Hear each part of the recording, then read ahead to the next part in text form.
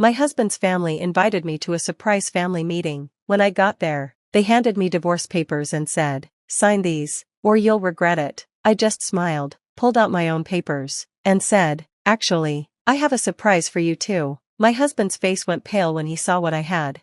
I got a weird text from my husband's sister, Emma. We were never close, and she only messaged me when her mother wanted something or to complain. The text said, "Hey, we're having a small family gathering this Sunday at Mom's house. It's important. Be there at 3 p.m. It's a surprise, so don't tell Justin, just show up."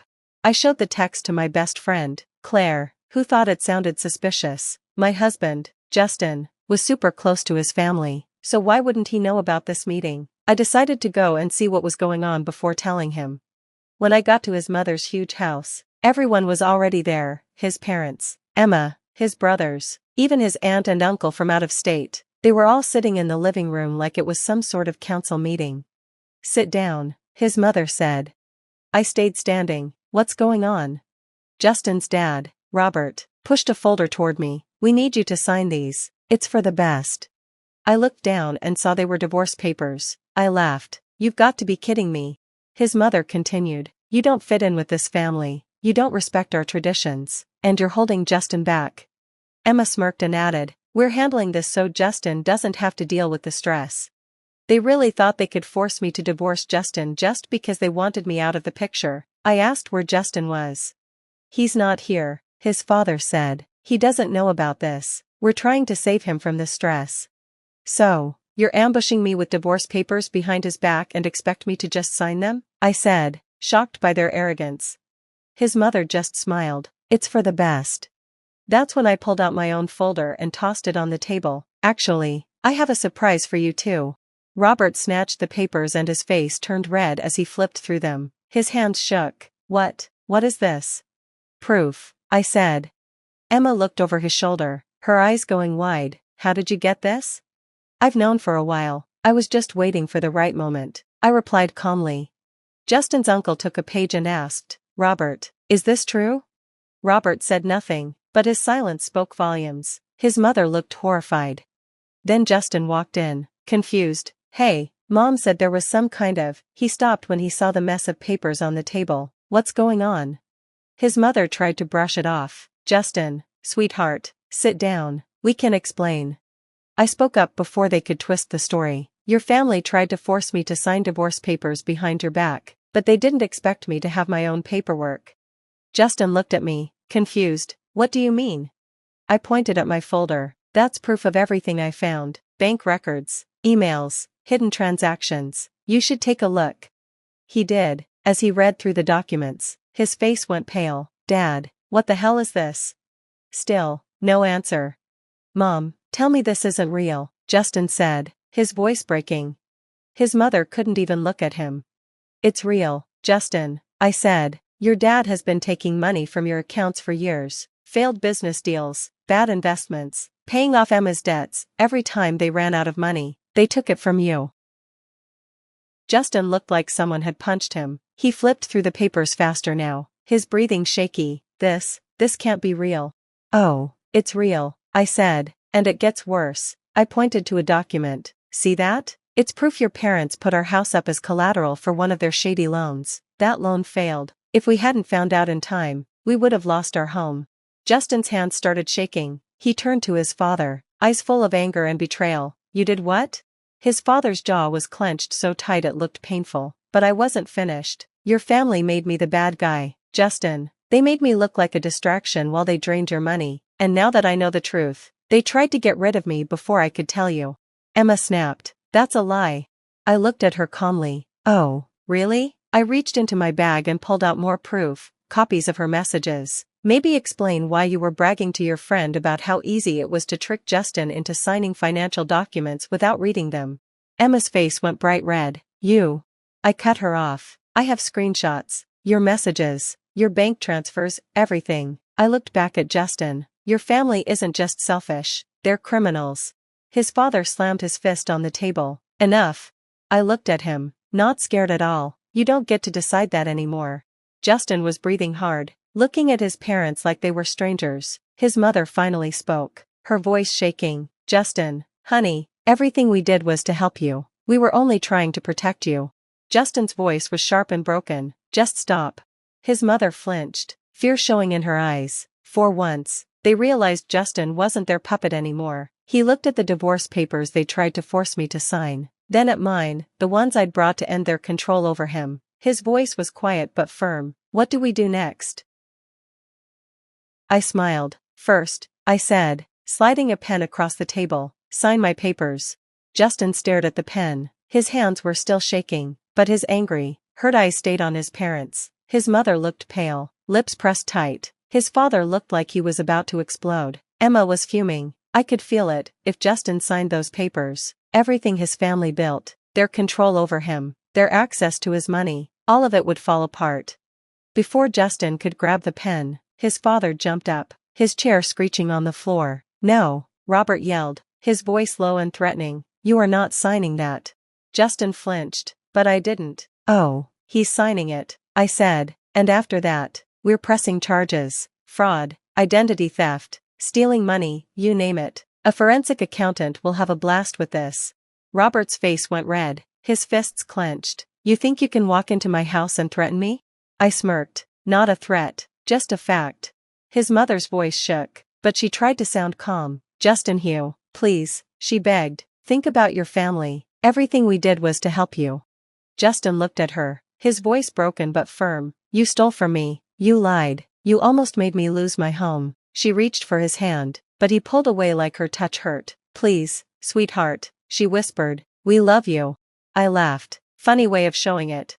I turned to Emma, who was being unusually quiet. No smart comments. Emma, no insults? Or are you too busy realizing how screwed you are? Emma's mouth opened and closed like a fish. She looked at her parents, then back at me, then she snapped. You want the truth? She spat, stepping toward me. I raised an eyebrow. Go ahead, I love the truth. Emma sneered. Fine, you were never part of this family. We only tolerated you. The only reason my parents didn't kick you out sooner was because Justin was too stupid to see through you. Justin's fists clenched. Emma. But she kept going. You're nothing without Justin, she said bitterly. What will you do when this is over? Justin's success came from us. His connections? Ours. His opportunities? Ours. Take him away, and you'll see how fast your life falls apart. I tilted my head. Is that so? Emma crossed her arms, smirking. Yeah, go ahead, leave, divorce him, take your little revenge, but in the end, we win. I chuckled. Then, without breaking eye contact, I pulled out another folder. Her smirk disappeared. What's that? I grinned. Oh, Emma, I said, tapping the folder on my hand. Did you really think I wouldn't dig deep before coming here? I tossed the folder onto the table, right next to the divorce papers. Let's talk about embezzlement. Emma froze. Her father's head snapped toward her so fast it was like he'd been slapped. What? I nodded at the folder. Turns out little Miss Perfect has been stealing money from her own family's accounts for years. Emma's face went pale. That's a lie. I opened the folder and showed the evidence. Bank records, fake invoices, payments to herself disguised as business expenses. And the best part, I said, sliding a specific page to Justin. Recognize this name? Justin read it, eyes going wide. This is Derek. Emma's eyes went wild. Shut up. Justin looked at her, hurt and angry. The Derek you said was just a friend? The guy you swore you never had anything with? Silence. Wow, I said, shaking my head. Not only did you steal from your own family, but you were funneling money to your side piece. Emma lunged at me, but Robert grabbed her arm. Is this true? His voice was low and dangerous. Emma pulled her arm away, but didn't answer. She couldn't. Her father's face twisted in rage. You idiot, he shouted. Do you have any idea what you've done? Her mother's hands flew to her mouth. Emma, tell me this isn't true. But the look on Emma's face said everything. Oh, this was good. Justin looked at me. How long have you known? I shrugged. A couple of months. I wanted to be sure before saying anything. He looked exhausted. Unbelievable. Robert was still angry, flipping through the papers with shaking hands. This is a disaster. Yep, I said cheerfully, and now it's your problem. I turned to Justin. Sign the papers. Let's end this. He looked at me, then at his mother crying into her hands, his father staring blankly at the table, and Emma trembling with rage. Finally, he picked up the pen and signed. Their control over him was gone. His father clenched the table, his voice full of anger. "You're going to regret this." I smiled. "I doubt it." I picked up my papers, grabbed Justin's hand, and walked out of their house, leaving their perfect world in ruins. The moment Justin signed, it was over. I left that house with my head held high, Justin beside me, and his family scrambling to understand how everything fell apart. But I wasn't finished yet. Revenge? It's best served slow and out in the open. Phase 1, Financial Destruction. I handed all the evidence to a lawyer and a forensic accountant, and when you mess with money like they did, the IRS gets very interested. Within weeks, Justin's father's business was under investigation, his fake reports and shady loans, all exposed. And since they used their house as collateral for failed investments, the bank came knocking. Their big fancy house in Charleston? Gone. Their luxury cars? Repossessed. Even their family business, passed down for generations, collapsed under lawsuits and unpaid debts. I heard from a friend that Justin's mother had a total breakdown when the bank took their house. Did I feel bad? Not at all. Phase 2, Emma's downfall. Emma, the so-called golden child, thought she was untouchable, but she wasn't. The money she stole, the fake invoices, and the payments to her boyfriend Derek, all of it went to the authorities. And with her father's business crumbling, there was no one left to cover for her. She got charged with fraud, money laundering, and theft. When she got arrested, I actually opened a bottle of champagne. She tried to play the victim, but it didn't work. I made sure her employer knew everything. She got fired and blacklisted. Her boyfriend Derek? He vanished as soon as things went bad, leaving her alone to deal with the mess. Last I heard, she was stuck working a terrible job, drowning in debt, and completely shunned by the high society crowd she once bragged about. Good riddance. Phase 3, Divorce and Freedom. Justin and I finished our divorce quickly. I got everything I deserved, my share of our assets, the house they tried to gamble away, and peace of mind. Justin wasn't innocent in all of this. He let his family walk all over him for too long, but once he saw the truth, he cut all ties with his parents and Emma. I'll give him credit, he didn't fight the divorce. He signed everything, apologized for being blind to the truth, and walked away from them forever. As for me, I took my settlement, moved to a new city, and built a happy new life for myself, a life where I was finally free. The final blow. The last thing I did was make sure everyone in their social circle knew the truth. The rich families they used to impress, the business contacts, the so-called friends, they all saw what really happened. Instead of success, their family became known for their shame. No one wanted to be seen with them. They were ruined. And me? I was thriving. Revenge isn't just about getting back at someone. Sometimes, it's about letting them destroy themselves. And I got to watch the whole thing. The end. The notification popped up while I was scrubbing toilets at the Marriott. Congratulations to Bethany Chen on her Harvard acceptance. So proud of my brilliant daughter. #Lugasai admit #Chen excellence. My aunt's Facebook post had 847 likes. The comments were a symphony of privilege, country club friends praising Bethany's dedication, relatives I'd never met claiming good genes, and my own parents hitting the heart reaction because what else could they do? I set down my cleaning supplies and opened Instagram. There she was, my cousin, my childhood best friend, the girl I'd tutored through pre-calc, posing in front of Johnston Gate in a Harvard hoodie that should have been mine. The caption read, "Some people are meant for the Ivy League, others aren't. Natural selection, baby." But I knew what she really meant. We both did. My name is Eris Chen, and 4 years ago, I scored a perfect S8. Not almost perfect, perfect, 1600. Plus 3 800s on subject tests. Plus a 36 on the ACT because I was paranoid about testing errors. I was supposed to be the Chen family's American dream realized. The daughter of immigrants who cleaned offices and delivered newspapers, bootstrapping her way to Harvard on merit alone. Instead, I was scrubbing strangers' bathrooms while my cousin lived my life. But today, May 19, 2024, Harvard's Dean of Academic Integrity was about to have an interesting conversation with Bethany Chen. Because I'd waited 4 years for this moment, and revenge tastes better with a diploma she'll never receive. Let me rewind. Growing up, Bethany and I were inseparable despite the economic canyon between us. Her parents owned Chen Industries, importing real estate, the kind of money that compounds. Mine worked for Chen Industries, dad in the warehouse, mom in accounting, the kind of labor that pays bills and nothing more. Every family gathering happened at Bethany's house because ours was too small for entertaining. I wore her hand-me-downs, pretended they were vintage finds. She complained about getting a BMW for her 16th birthday because she'd wanted a Tesla. I took 3 buses to school. But I had something Bethany didn't. A brain that understood patterns, logic, the beautiful certainty of mathematics. While she struggled with basic algebra, I was teaching myself calculus from library books. My teachers started noticing, then advocating, then pushing me toward dreams bigger than our apartment's thin walls could contain. Harvard, Mrs. Peterson said during junior year. You could actually do it, Iris. Full ride. They have programs for students like you. Students like me. Poor but brilliant. Diverse but deserving.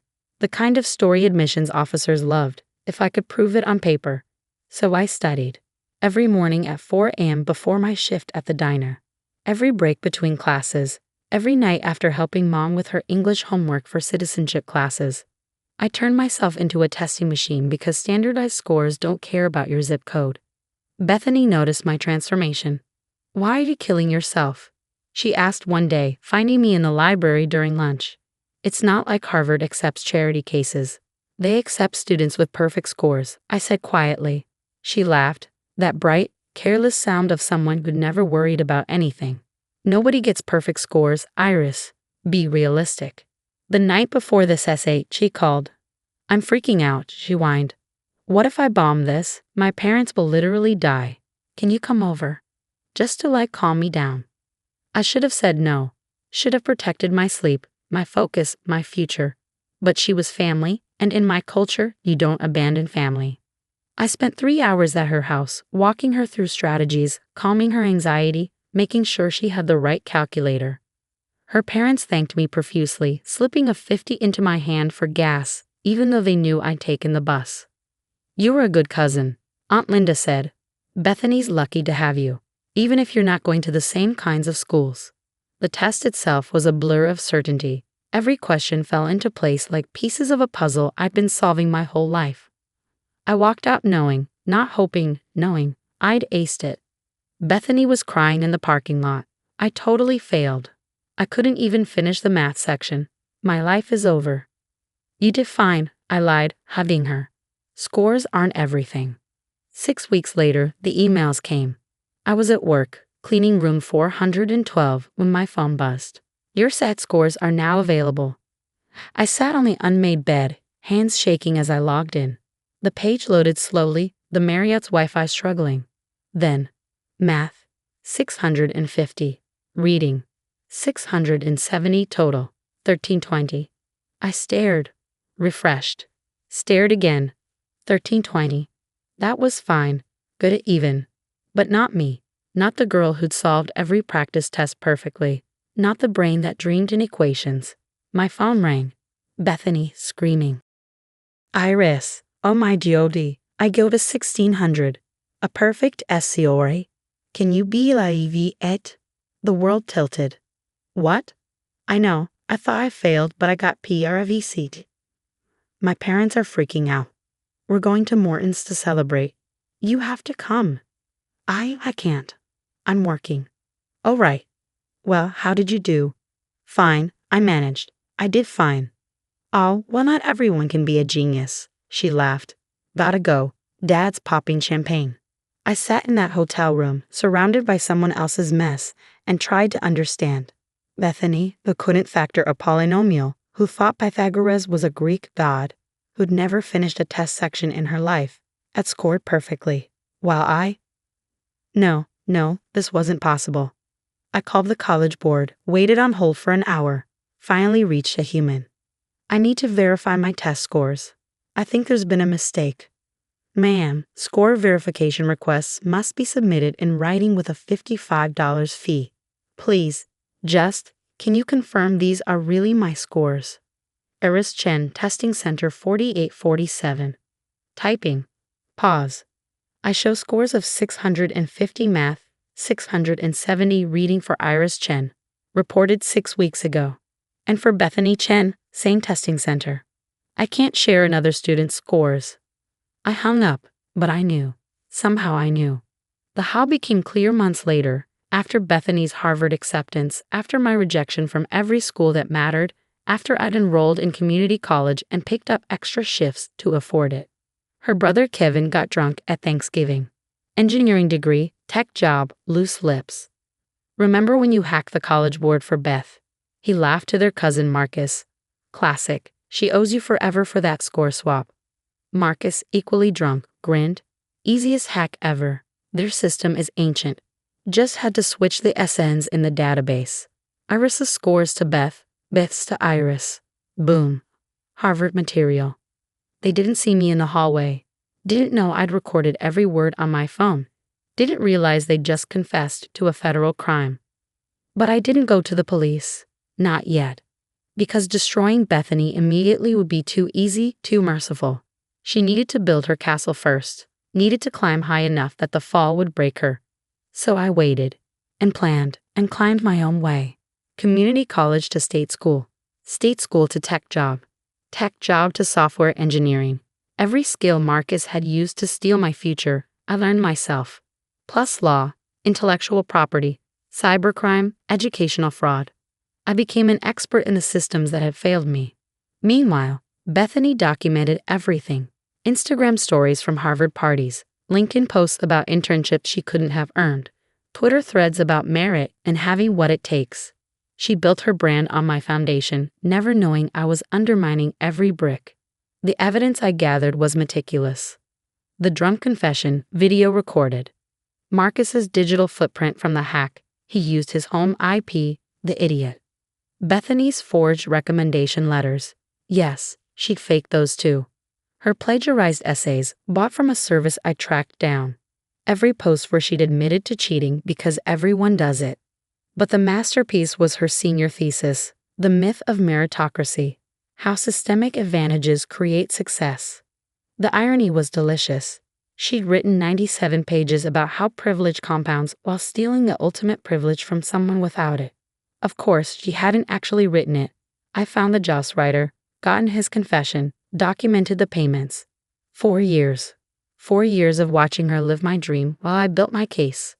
4 years of congratulations, and so proud while I smiled and seethed and schemed. Yesterday, I sent everything to Harvard's Dean of Academic Integrity. Not anonymously, with my full name, my real SAID scores, my whole story. Plus the evidence, mountains of it, irrefutable, digital, forensic level proof. The subject line was simple, regarding Bethany Chen, class of 2024. The dean called me personally within 3 hours. Then the FBI. Then the College Board's fraud division. Then reporters who'd somehow gotten wind of the story. But I didn't answer any of them, not yet, because today was May 19th, graduation day, and I wanted to watch it all fall down in real time. I sat in my apartment, laptop open to Bethany's Instagram Live. She was in her cap and gown, glowing with achievement she'd never earned. Can't believe it's finally here. She gushed to her followers. Harvard class of 2024. This is what happens when you work hard and... A knock on her dorm door, muffled voices, the phone shaking as she set it down. Ms. Chen, we need you to come with us. The dean needs to see you immediately. But graduation is in an hour. Now, Ms. Chen. The live feed cut off, but I knew what came next because I'd helped orchestrate it. The long walk to University Hall. The conference room full of administrators, lawyers, federal agents.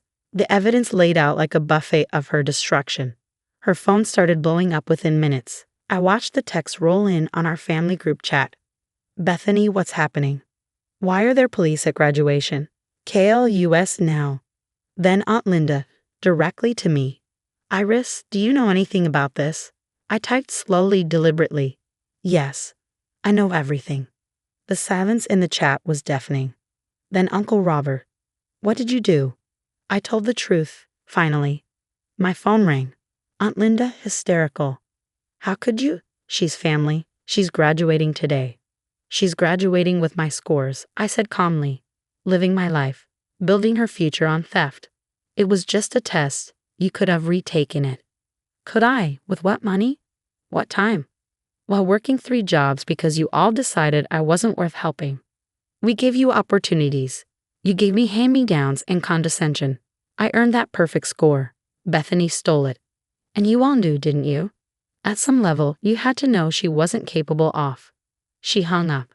The family explosion was immediate and atomic. Cousins choosing sides, aunts and uncles calculating damage. My parents, quiet and dignified, finally speaking up. We always knew our daughter was special. Now you know it too. By evening, the story was everywhere. Harvard senior expelled hours before graduation for elaborate SAT fraud. Bethany's social media vanished, Instagram, LinkedIn, everything scrubbed. But the internet never forgets. Screenshots spread like wildfire. The best part was Marcus's arrest. Hacking the college board is a federal crime. He was looking at real prison time. Kevin, who'd known and benefited from similar fraud, was under investigation too. And Bethany, expelled, degree revoked, 4 years erased. Her job offer at McKinsey, gone. Her future, rewritten. She called me once from a number I didn't recognize. I hope you're happy, she sobbed. You've ruined my life. No, I corrected. I gave you back yours. The one where actions have consequences. I'll sue you for defamation. With what? Your parents' money is going to criminal defense lawyers, and truth isn't defamation. Why now? Her voice broke. Why did you wait? Because you needed to feel it. Every achievement, every opportunity, every door that opened, you needed to know it was all built on sand. That at any moment, someone could tell the truth and take it all away, just like you did to me. I was young. I was stupid. I was pressured. You were 18, same as me, old enough to choose. She made one last attempt. We're family, Iris. Doesn't that mean anything?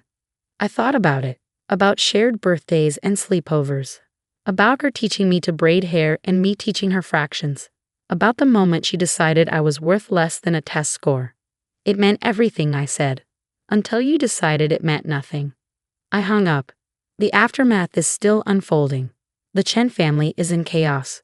Sides drawn, lawyers retained, reputations shattered. The story went viral on Reddit, TikTok, everywhere. Other students are coming forward of similar frauds. The college board is under fire for their security failures. But I'm at peace. Not happy. There's no joy in destroying someone you once loved, but at peace with the justice of it. I never got to Harvard. That door closed forever the day Bethany stole my scores. But I built my own path, earned my own success, and learned something Harvard couldn't teach. Sometimes the best revenge isn't immediate gratification. It's letting someone climb to the highest peak with stolen equipment, then showing the world, at the summit, that they never deserved to be there. Bethany's Instagram bio used to read, Harvard 24 consultant living proof that hard work pays off.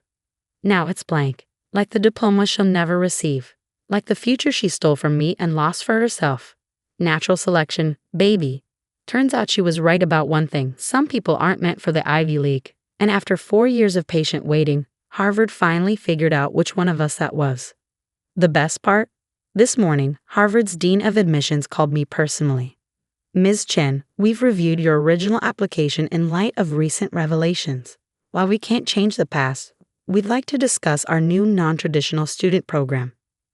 It seems Harvard owes you an opportunity. I told them I'd think about it.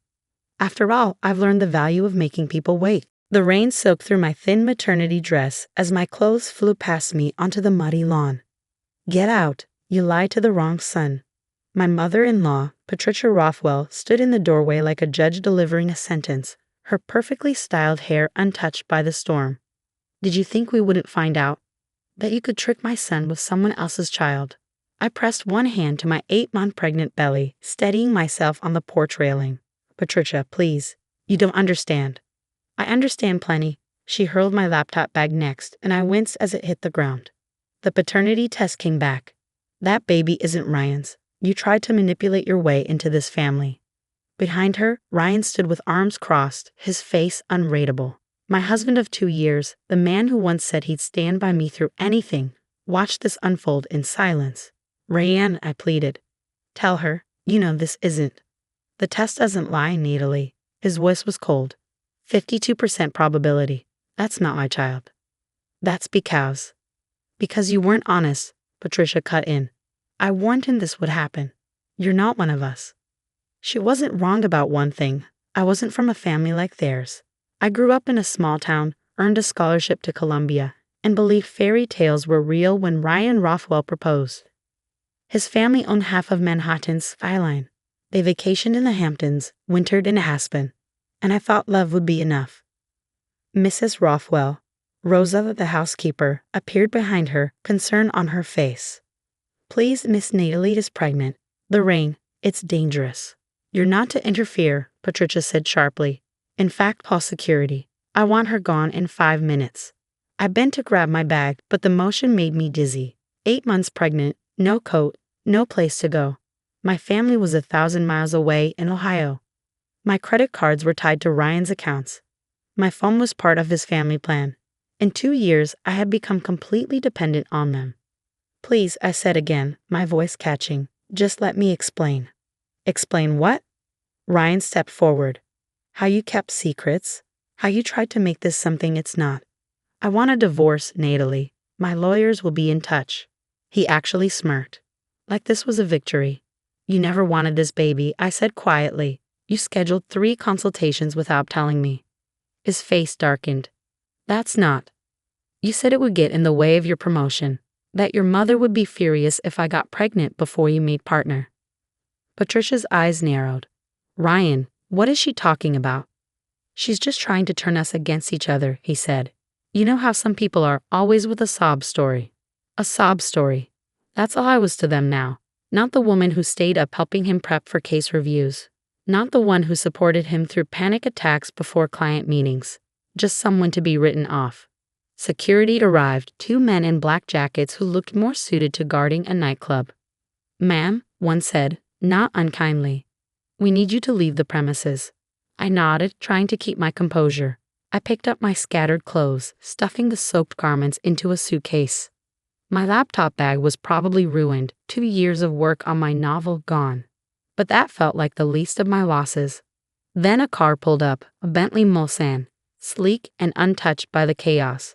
This wasn't just wealth, it was something rare. Power. The driver's door opened and a man stepped out, black umbrella in hand.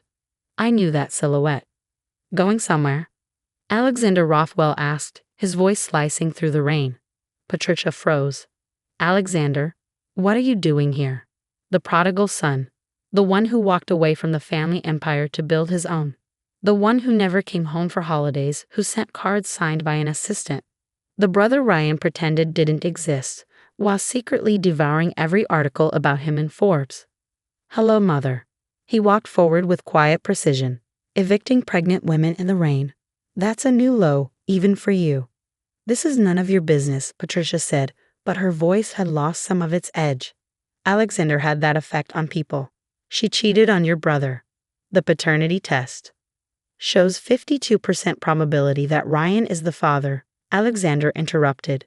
Which, if any of you understood basic genetics, is exactly what you'd expect for a half-uncle relationship. The umbrella tilted and I finally saw his face. Sharp cheekbones, storm gray eyes, a mouth that looked like it rarely smiled but was devastating when it did. He looked at me for a long moment, something unreadable in his expression. Hello, Natalie. Alex, I whispered. Patricia's face went white. What are you saying? I'm saying, Alexander said calmly, that Ryan can't be the father because I am. That's my baby she's carrying.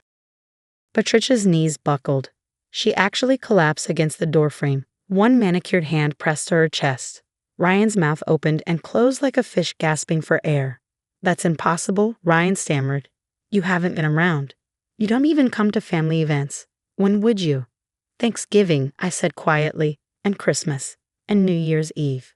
Every time Ryan had been too busy with work or too drunk to notice I'd disappeared.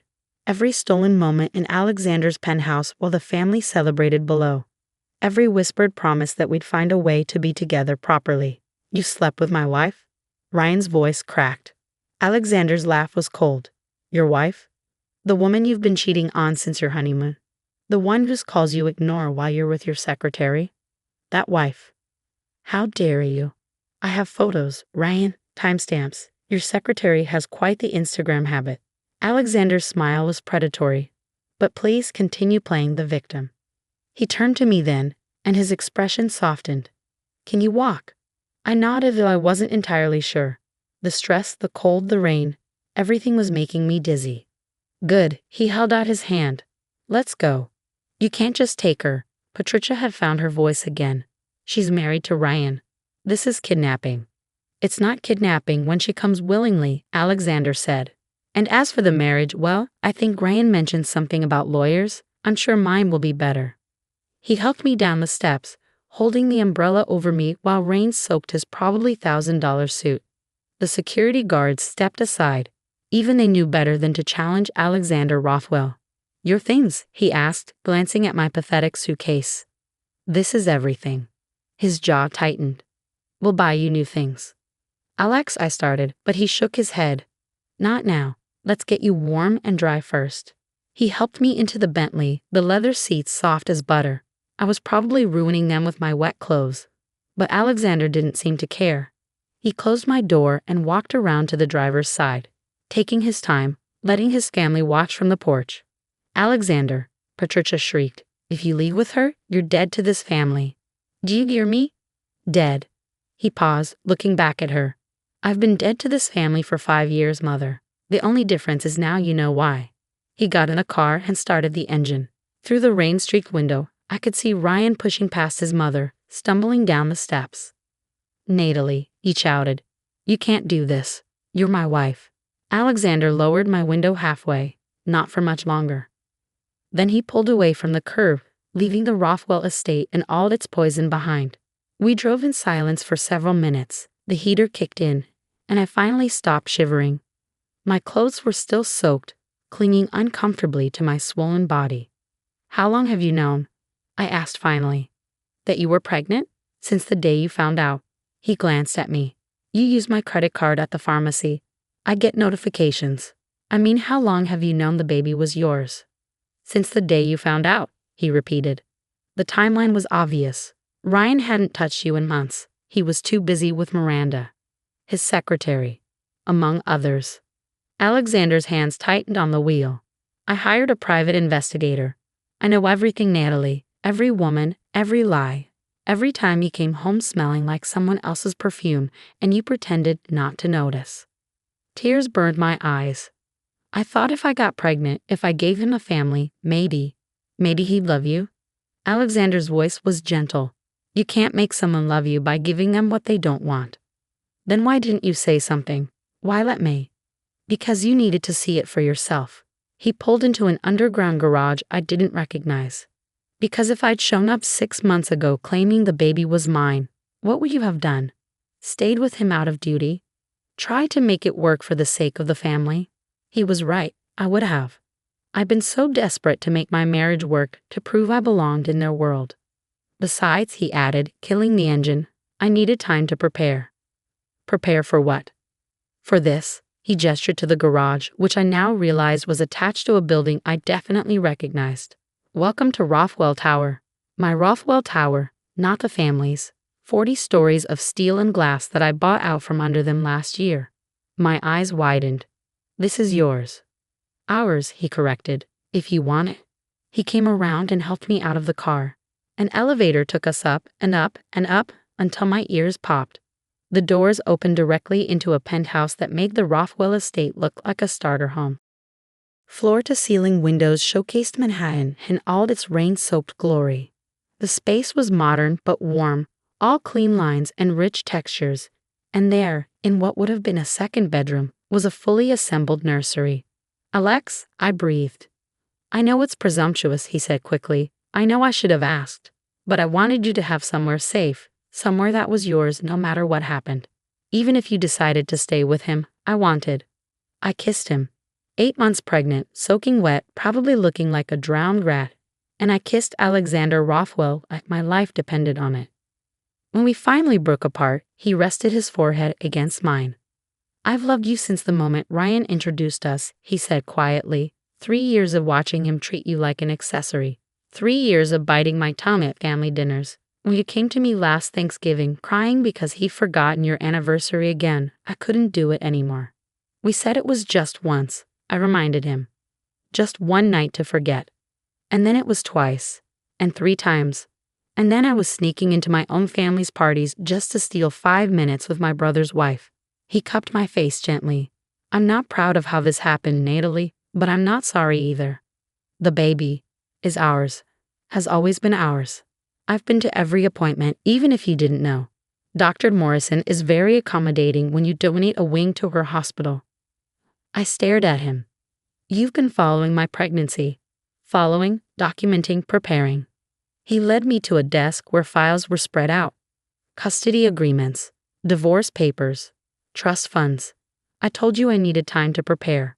Ryan might be a lawyer, but I'm a CEO. I don't lose. This is insane, I said, sinking into a chair. Your mother will destroy us. The scandal. Let her try. Alexander knelt beside the chair, taking my hands. I've spent 5 years building my empire specifically so I'd never need them again. I'm worth 10 times what the family business is. We could buy our own island and never think about them again. Is that what you want? To run away?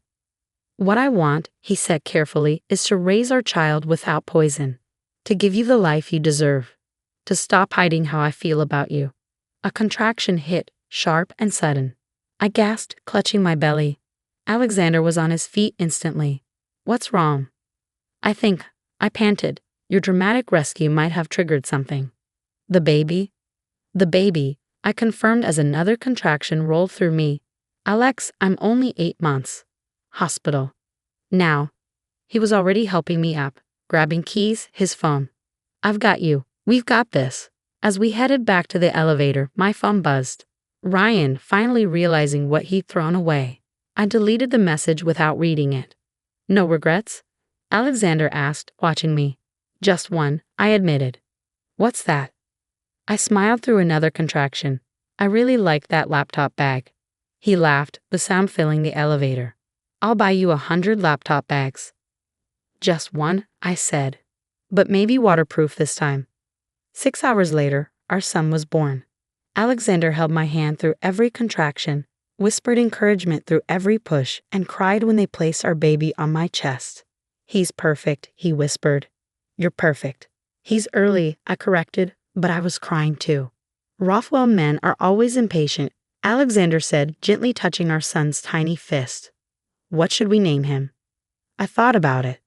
This baby who'd caused so much drama, who'd revealed so many truths, who'd brought me to where I belonged.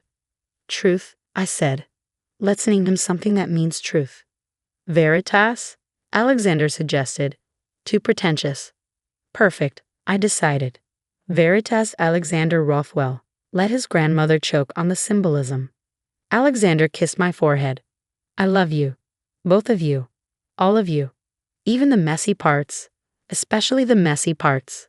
Outside the hospital window, the rain had stopped. Manhattan sparkled in the afternoon sun, washed clean and gleaming with possibility. My phone buzzed again. Patricia this time, probably demanding answers or issuing threats. I handed the phone to Alexander. Throw it away, I said. I want a new number, a new life, a new everything. Are you sure? I looked at our son, at the man who'd stood in the rain to claim us, at the future spreading out before us like a promise. I've never been more sure of anything in my life. He smiled and tossed the phone in the trash. Then let's start over. You, me, and Veritas against the world. Against the Rothwells, you mean? Same thing, he said, and kissed me again. And in that moment, in that hospital room, with our surprise baby and our complicated love and our uncertain future, I realized something Patricia Rothwell would never understand. Sometimes the wrong son is exactly the right choice. The champagne flute felt like a prop in a play I'd been performing for 3 years. Douglas Harrington II stood at the head of his massive dining table, his voice carrying that particular tone of wealthy condescension that made every compliment sound like an insult. To my son's wife, he raised his glass, pausing for effect. Proof that not everyone's cut out for business. The laughter rippled around the table, my mother-in-law Margaret's tinkling giggle, brother-in-law James's snort, his wife Patricia's knowing smirk. Even the teenagers, my nieces Emma and Chloe, joined in with the casual cruelty of those raised to believe their last name meant something. But she makes excellent cranberry sauce, Margaret added, as if throwing me a bone. Some people are meant for the kitchen, not the boardroom. I smiled sweetly, The same expression I perfected over 3 years of Harrington family gatherings. Thank you, Margaret. I do try. My husband Christopher squeezed my hand under the table, his version of support, which never quite extended to actually defending me out loud. He'd given up that fight 2 years ago, after his father had spent an entire Easter brunch explaining why my little marketing job was just a hobby compared to real business. How is the job search going, Sarah? Patricia asked with fake concern. Still looking for something suitable? I'm exploring opportunities, I said vaguely, cutting my prime rib with careful precision. Translation, still unemployed, James muttered, loud enough for everyone to hear. Now, Douglas said magnanimously. Not everyone can handle the pressure of real corporate work. Sarah's just finding her level. Finding my level. Like I was water seeking its natural depth, somewhere far below the Harrington standard. What they didn't know was that I found my level 18 months ago. Found it, exceeded it, and built something they couldn't imagine in their wildest country club dreams. But I'd made a promise to myself when I started, complete separation between my real life and my Harrington life until I was ready. Tonight felt ready. Speaking of business, Douglas continued because with the Harringtons, every conversation eventually circled back to their real estate empire. James just closed the Riverside development, $40 million project.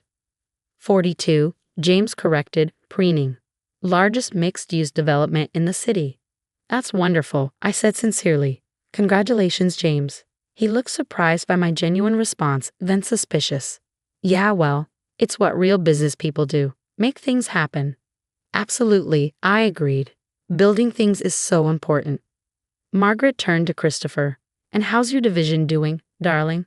Your father says you're up for partner this year. Looking good, Christopher said, finally animated now that the conversation had shifted to him. The Peterson acquisition should seal it. My boys, Douglas beamed, both following in the family tradition. Real estate in their blood. What about Emma? I asked, turning to my 16-year-old niece. Any interest in joining the family business? Emma shrugged, absorbed in her phone. Maybe. Grandpa says I need to prove myself first. Get into a good school, show I have the Harrington instinct. The Harrington instinct, I repeated. That's important. Critical, Douglas agreed. You either have it or you don't. No offense, Sarah, but it's genetic, like athletic ability or musical talent. Business acumen runs in bloodlines. I nodded thoughtfully. Bloodlines, of course. The conversation moved on to other topics, the club's new golf pro, the neighbor's scandalous divorce, which Mediterranean island was best for summer homes. I participated when expected, laughed at the right moments, complimented Margaret's new bracelet. All the while, my phone sat silent in my purse.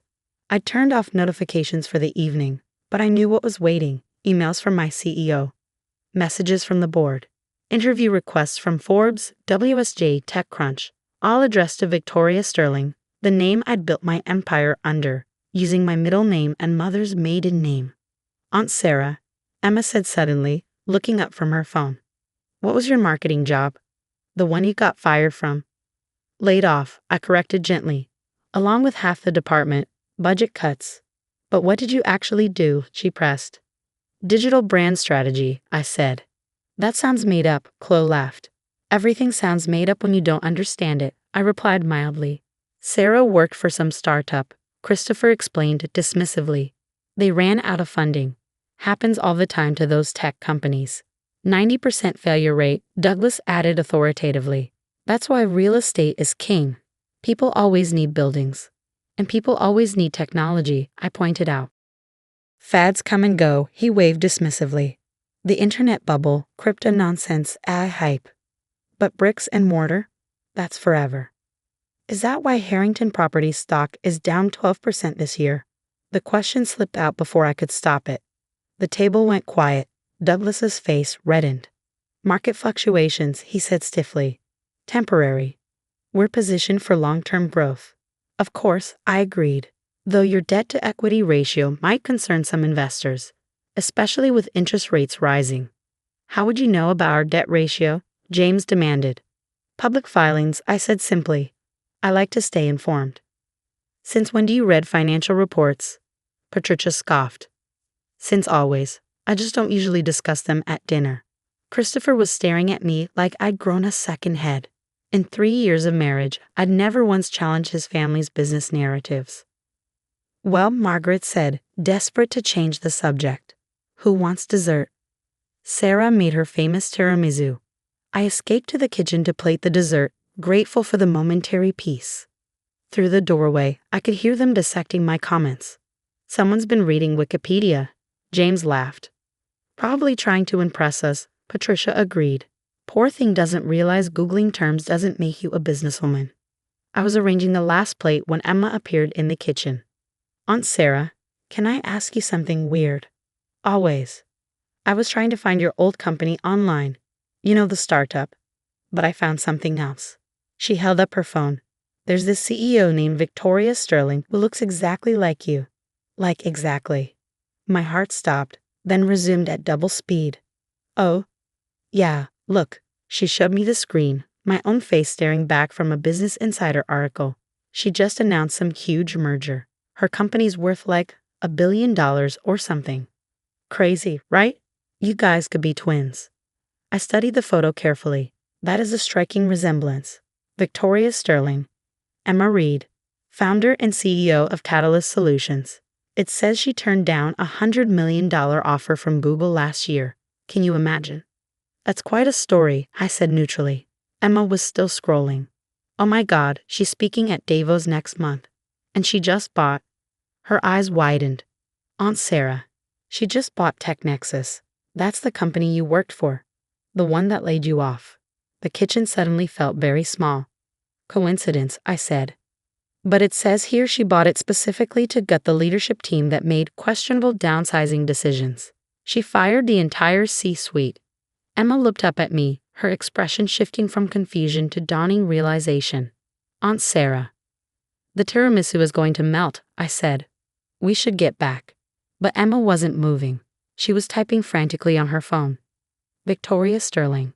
V.S. Your middle name is Victoria. Your mom's last name was Sterling. I remember from your wedding program. Emma. Oh my God, she grabbed my arm. You're her. You're Victoria Sterling. You're a billionaire CEO and you've been letting Grandpa treat you like an idiot for 3 years. It's complicated. Complicated? Aunt Sarah, you own the company that tried to buy Grandpa's business last year. He bragged for months about turning down Sterling Enterprises. I'd forgotten about that. My head of acquisitions had identified Harrington Properties as a potential target. Overleveraged, underperforming, ripe for restructuring. I killed the deal when I realized what company it was. But not before they'd made the initial approach. Please don't say anything, I said quietly. Not yet. Emma stared at me. Are you kidding? They've been horrible to you. Grandpa, Dad, even Mom. They treat you like you're some gold digger who can't hold a job. I know. So why? I thought about how to explain 3 years of strategic silence. When I met Christopher, I was just Sarah. The layoff had just happened and I was planning my next move. We fell in love before I became her. And then once I started building the company, I wanted to keep it separate, to see if his family could accept me as just me. And they couldn't, Emma said flatly. No, they couldn't. So what? You just let them mock you forever. Not forever, I said. Just until the right moment. Emma's eyes lit up. Is tonight the right moment? Before I could answer, Chloe burst into the kitchen. Emma, what's taking so? Oh my God, are you looking at Victoria Sterling? I'm obsessed with her. She's like everything I want to be. Did you see she just launched that foundation for female founders? And her style is incredible. She wore custom dyer to the Met Gala. Chloe, Emma said slowly, look at the photo. Then look at Aunt Sarah. Chloe glanced between her phone and me several times, her expression shifting from confusion to shock. Wait. What? What? Sha. I hissed, but it was too late. Aunt Sarah is Victoria Sterling. Chloe shrieked. The dining room went silent. Then came the sound of chairs scraping, footsteps approaching. Christopher appeared first, his face a mix of confusion and concern. What's going on? Why is Chloe screaming? Behind him, the entire Harrington clan crowded into the kitchen doorway. Douglas looked annoyed at the disruption. Margaret clutched her pearls. James and Patricia wore matching expressions of irritation. The girls are being dramatic about something, I said calmly, though my heart was racing. Dramatic? Emma held up her phone. Grandpa, you know how you're always talking about Victoria Sterling? The tech CEO who tried to buy your company. Douglas's expression soured. That vulture. What about her? She's standing in your kitchen. The silence that followed was absolute. Then James laughed, a harsh, disbelieving sound. Right? Sarah is secretly a billionaire. Good one, Emma. Look at the pictures, Emma insisted, shoving her phone at him. James took the phone dismissively, then froze. His eyes darted between the screen and me. This is some kind of joke. Google it, Clove said. Victoria Sterling, Catalyst Solutions. Look at the images, read the bio. Middle name Victoria, mother's maiden name Sterling. Started the company 18 months ago, right after Aunt Sarah got laid off. Patricia snatched the phone, her face cycling through emotions as she scrolled. This can't be real. It's not, Douglas said firmly. This is absurd. Sarah can barely hold a job, much less run a billion-dollar company. I set down the dessert plate I'd been holding. Why is that absurd, Douglas? He turned to me, his face red. Because I know you. 3 years of family dinners and you've never once shown any business acumen. You got fired from a junior marketing position. Laid off, I corrected. Along with 40% of the marketing department when the new CEO decided to streamline operations. That CEO, by the way, is now looking for a new job himself after I bought the company and reviewed his performance. You bought TechNexus. Christopher's voice was faint. Last month, it was undervalued due to poor leadership decisions, like laying off their best talent to make quarterly numbers look better. This is ridiculous, Douglas blustered. If you were Victoria Sterling, why hide it? Why let us mock me, belittle me? Tell me repeatedly that I wasn't cut out for business. I pulled out my phone, opening my actual email. Would you like to see the interview request from the Financial Times? Or the board meeting agenda for tomorrow? Or maybe the contract to speak at Davos? Margaret sank into a kitchen chair. You're serious. Completely. But you make cranberry sauce, she said weakly. I also made $300 million last year. Turns out you can do both. James was frantically Googling on his phone. His face went pale as he read. Jesus Christ, Catalyst Solutions, valued at $1.2 billion in the last funding round. Major contracts with Microsoft, Amazon. He looked up. You turned down Google. Their offer was insulting. $100 million was insulting. Patricia's voice cracked. For a company projected to be worth $5 billion in 3 years? Yes. Douglas hadn't moved, hadn't spoken. He stood frozen in the doorway, his worldview visibly crumbling. The Harrington instinct, he said finally. You said business acumen was genetic. I did. My mother built her own consulting firm from nothing. My grandmother was one of the first female CPAs in the state. Turns out business acumen can run in bloodlines that don't have penises attached. Sarah, Margaret gasped. What? We're all thinking it. Christopher finally found his voice. Why didn't you tell me? I turned to my husband, this man who'd never once defended me, never once suggested his family might be wrong about my worth. I tried. Remember 6 months ago when I said I had exciting news about work? You said, that's nice, honey, and went back to talking about your golf game.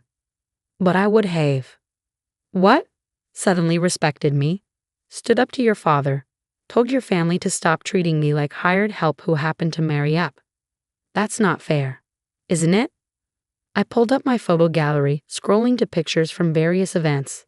Here's me at the Fortune 500 CEO Summit. You thought I was at a marketing conference. Here's me ringing the opening bell at NYSE when we announced our Series B. You thought I was visiting my sister. Here's me with the President's Council on Technology. You thought I was at a spa weekend. Each photo was a nail in the coffin of their assumptions. You lied to us, Douglas said, grasping for moral high ground. I told you I was exploring opportunities. I said I was working on something big. I mentioned my interest in technology dozens of times. You just never listened. Because you presented yourself as what? A normal person. Someone who didn't need to brag about achievements at every family dinner. I looked around the kitchen at their stunned faces. I gave you 3 years to see me as a person worth respecting regardless of my net worth. You failed. Emma, who'd been recording everything on her phone, whispered, "This is better than Netflix." "The Sterling Enterprises offer," Douglas said suddenly. "Last year. That was you." My acquisitions team identified Harrington Properties as a potential target. Overleveraged, family-run businesses often are. I killed the deal when I realized it was your company. "Why?" James demanded. "Because unlike you, I don't believe in destroying family, even family that treats me like the help." "We never," Patricia started. "Thanksgiving 2021. I interrupted. "You asked me to serve the wine because Sarah's so good at that sort of thing." "Christmas 2022. I spent 3 hours in the kitchen while you all discussed business, then Margaret thanked me for knowing my place." "Easter this year, Douglas made me move tables at the club because the one I chose was for members who matter." Each memory landed like a slap. "Tonight's toast," I continued. "Proof that not everyone's cut out for business." "You're right, Douglas. Not everyone is. For instance, someone who overleverages assets in a rising interest rate environment isn't cut out for business. Someone who turns down partnership offers out of pride isn't cut out for business. Someone who judges capability based on gender and marriage status definitely isn't cut out for business." "Are you threatening us?" Douglas's voice was cold. "I'm stating facts. Your company is struggling. You need capital and strategic guidance. Sterling Enterprises is still interested, but now the offer won't be as generous, and it comes with conditions." "What conditions?" "New leadership, starting with the board. Turns out I do have some ideas about the real estate industry, revolutionary ones even." The kitchen felt like a pressure cooker. Christopher looked like he might faint. His parents seemed to have aged a decade in 10 minutes. James and Patricia were still staring at their phones, probably calculating my net worth. But it was Emma who broke the silence. "This is the coolest thing that's ever happened in this family," she announced. "Aunt Sarah, sorry Victoria, can I intern at your company?" "When you're 18, I promised." "Will you teach me?" Chloe asked eagerly. "Like, how to build something from nothing." "If you're willing to learn." "I don't understand," Margaret said plaintively. "If you're so successful, why stay with Christopher? Why endure our condescension, mockery, casual cruelty?" I looked at my husband, who seemed to be questioning everything. "Because I loved him. And I hoped that eventually his family might see value in me beyond my bank account or business success. I wanted to be accepted as Sarah, not as Victoria Sterling." "And now?" Christopher asked quietly. "Now I realize I was trying to earn approval from people who were never going to give it. You can't respect someone you've decided is beneath you, no matter what they achieve." Douglas finally spoke, his voice strained. "What happens now?" "I gather my purse, my coat, my dignity. Now I go home. Tomorrow I run my company. Next week I close the TechNexus integration. Next month I speak at Davos. And sometime after that, my lawyers will send over a revised offer for Harrington Properties. You should probably accept it." "And us?" Christopher asked. "Our marriage." "That's a conversation for later, when you've decided whether you're married to Sarah, the failed marketer, or Victoria, the CEO. Though honestly, the fact that it matters makes the answer pretty clear." I headed for the door, then paused.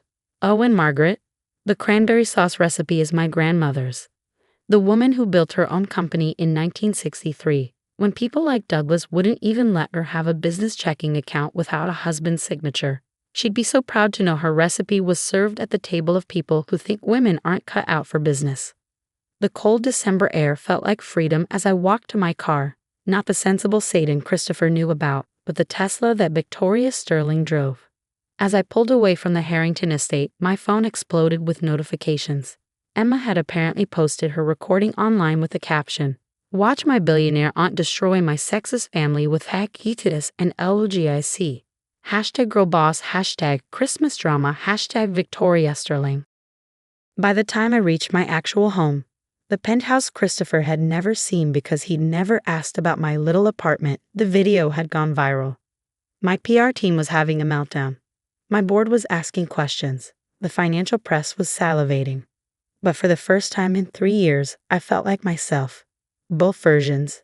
Sarah, who made excellent tiramisu, and Victoria, who made excellent business decisions. They were never different people. The Harringtons just couldn't see past their own assumptions to notice. My phone rang. Christopher. I let it go to voicemail. Tomorrow there would be lawyers and decisions and probably a very public divorce. Tonight, I opened a bottle of wine. The good stuff, not the grocery store brand I brought to Harrington dinners, and toasted my grandmother's picture on the mantel. To knowing your worth, I said, even when, especially when, nobody else does. The city sparkled below my windows, full of possibility and promise. Somewhere in those lights, Douglas Harrington was probably still insisting this was all a mistake, a misunderstanding, a joke. But the market would open tomorrow, and Sterling Enterprises stock would take up another few points on news of the TechNexus acquisition.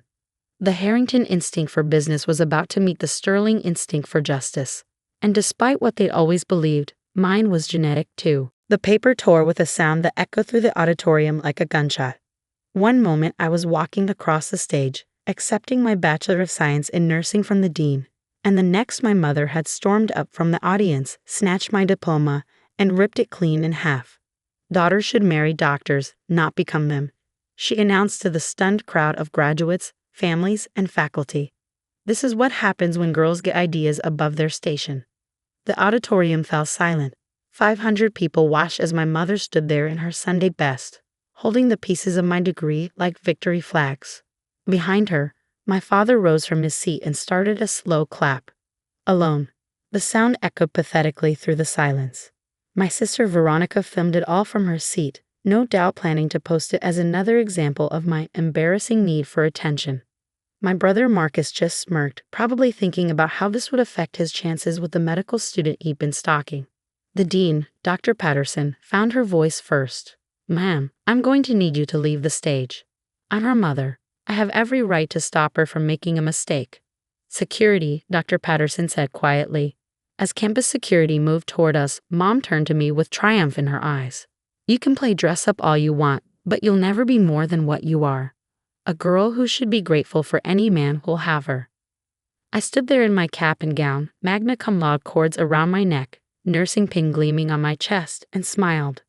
Not the forced smile I'd worn through 24 years of family dinners where my achievements were ignored while Marcus's C+ in biology was celebrated. Not the tight smile from when they'd refused to co-sign my student loans because nursing school is for girls who can't get husbands. This was a real smile, because she had no idea what I'd been planning, no idea what I knew, no idea that she'd just given me the perfect opening for my final performance as their daughter. Thank you, I said into the microphone I'd just accepted my diploma. My voice carried through the sound system, clear and calm. Thank you for showing everyone exactly who you are. Security reached us then, escorting my mother off stage while she screamed about ungrateful daughters and wasted investments. Dad followed, shouting about lawsuits and defamation. Veronica and Marcus slunk out behind them, probably already crafting the family group chat messages about my attention-seeking behavior. Dr. Patterson handed me a new diploma from the stack of extras. I'm so sorry, Sarah. Are you all right? I'm perfect, I said, meaning it. Could I have a moment? She nodded, and I turned back to the microphone. The audience was riveted, phones out, recording everything. Good, I wanted witnesses. I want to dedicate this degree to every daughter who was told she should shrink herself to make others comfortable, to every girl who heard marry rich instead of dream big, and to the patients I'll serve who deserve healthcare providers who fought to be here, not ones who married their way into proximity to medicine. The applause was thunderous. I walked off that stage knowing it was the last time I'd ever have to perform for my family's approval. But I wasn't done, not even close. See, the thing about being the family disappointment is that you become invisible. They didn't notice when I got a job at the same hospital where Dad had his minor procedure 5 years ago. They didn't pay attention when I mentioned doing my clinical rotations at Mom's regular clinic. They certainly didn't think twice about using me as their medical translator when they didn't understand their diagnosis. It's just high blood pressure, Dad would say, tossing me his medication list. Explain what these pills do. Your thyroid levels are off, Mom would complain.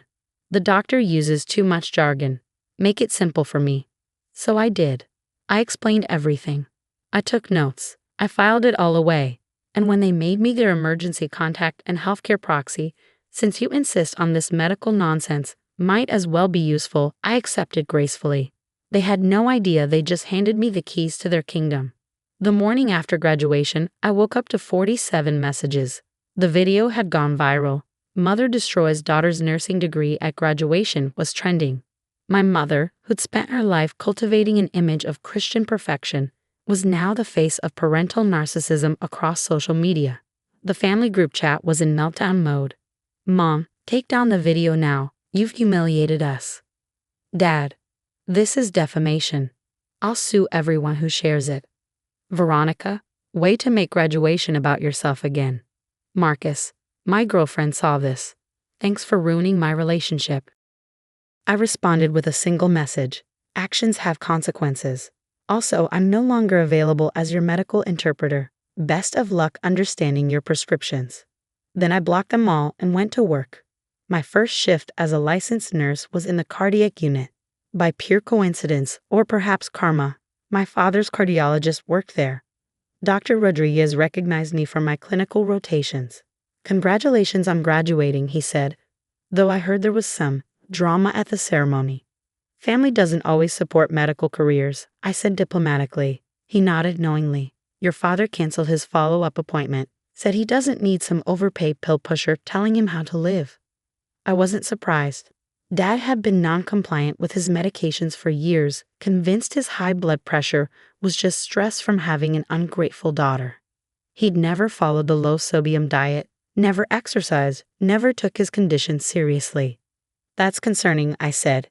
His last EKG showed irregularities. I know, but without HIBAA violations, there's nothing we can do if he won't come in. 2 months later, Dad had his first heart attack. Minor, but a warning. When the ER called his emergency contact, still me, because he'd never bothered to change it, I professionally informed them I was no longer able to serve in that capacity and provided Veronica's number. She had no idea what any of the medical terms meant. Couldn't understand the discharge instructions. Didn't know his medication history. Dad came home with a stack of papers he couldn't interpret and a daughter who thought cardiac catheterization was something about catheters. The second heart attack came 6 months later, more serious. This time Marcus was the emergency contact. Marcus, who fainted at the sight of blood and thought stent was spelled stint. Meanwhile, Mom's untreated thyroid condition worsened. The medication she'd stopped taking because it made her feel funny had been keeping her levels stable. Without it, and without someone to explain why she needed it, her symptoms multiplied.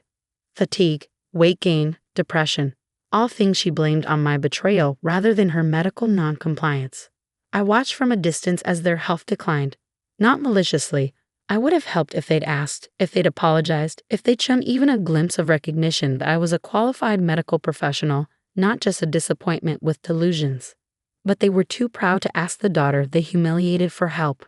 Instead, they found a new doctor, Dr. Wells, fresh out of residency, eager to please. He didn't know their history of non-compliance, didn't push when they insisted they were basically healthy, didn't question when they said their previous doctors were alarmists. I knew because Veronica complained about it in Instagram stories, thinking her privacy settings were better than they were. Parents' new doctor is so much better, doesn't lecture them like the others, says they know their bodies best. A year after graduation, I was promoted to charge nurse. My colleagues respected me. My patients trusted me. I published 2 papers on patient advocacy and family dynamics in healthcare. The video of my graduation had become a case study in nursing schools about professional resilience. That's when Marcus showed up at my hospital. Not as a visitor, as a patient, 28 years old, presenting with chest pains and shortness of breath. The triage nurse didn't know he was my brother when she assigned him to my unit. I walked into his room to find him pale, sweaty, and terrified. Sarah, his eyes widened. You work here. I'm the charge nurse, I said professionally. I see you're experiencing chest discomfort. How long has this been going on? I don't. I need a real doctor. You have one. Dr. Kim will be in shortly. I'm here to do your initial assessment. I want someone else. I nodded. I'll get another nurse. But first, are you taking any medications? Any family history of heart disease? He laughed bitterly. You know Dad's had 2 heart attacks. You probably caused them with your stunt at graduation. Stress doesn't cause heart attacks. Untreated hypertension, high cholesterol, and ignoring medical advice does. Are you taking any medications? I don't mean medications. I'm not old like Dad. I documented his words carefully. Patient refuses to provide medication history. Denies taking any medications despite family history of cardiac disease. Appears anxious and diaphoretic. Another nurse took over his care. His EKG showed the same irregularities Dad's had shown years ago. The same warning signs. The same genetic predisposition that ran in our family. The difference was I'd known to get tested early, knew what to watch for, knew how to manage it. Marcus didn't. He'd spent so long believing that medical knowledge was for people who couldn't marry into success, that he'd ignored his own body's warnings. Dr. Kim prescribed the same medications Dad should have been taking. Marcus left with discharge papers he didn't understand and a referral to a cardiologist he wouldn't follow up with because doctors just want to sell pills. The final piece fell into place 6 months later. Mom collapsed at her book club. Full thyroid storm, a life-threatening condition caused by severely untreated hyperthyroidism. Something completely preventable if she'd just taken her medication and followed up with her endocrinologist. She was brought to my hospital, but I wasn't working that shift. By the time I heard about it, she was in the ICU, and Veronica was hysterical in the waiting room. Why didn't anyone tell us it was this serious? She cried to anyone who would listen. Why didn't the doctors explain better? They had, for years, but without someone to translate medical speak into language the family would accept, without someone to remind them that their bodies weren't invincible just because they felt fine, without someone to advocate for their health when they wouldn't advocate for themselves. They'd ignored every warning. I visited once. Mom was stable but weak, looking smaller than I'd ever seen her in the hospital bed. "Sarah," she whispered, "you came." "I'm checking on a patient," I said. "Mrs. Johnson in the next room asked me to see if you needed anything." She started, then stopped. Even now, even like this, she couldn't say it. Couldn't admit she needed the daughter she tried to diminish. The doctors, they used so many words. "I don't understand what's happening to me." "Your thyroid condition went untreated for too long," I said simply. "The medication you stopped taking was preventing this. Now you'll need more intensive treatment and careful monitoring, possibly for the rest of your life." But I felt fine.